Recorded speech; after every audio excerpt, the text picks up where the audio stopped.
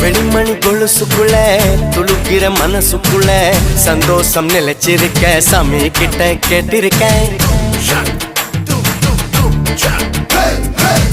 எல்லாரும் அருகிருக்க பொல்லாப்பு விலகிருக்க அன்பான உங்ககிட்ட ஆண்டவனை பார்த்திருக்கேன். எண்ணம் இருந்தா எதுவும் நடக்கும் தன்னாலே எணி துணிஞ்சா உலகம் உனக்க பின்னாலே.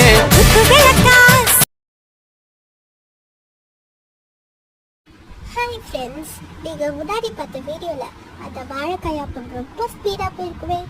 ஆமாம், இந்த வாழைக்காய் அப்பம் எப்படி செஞ்சாங்கன்ற டவுட் இருக்கலாம்.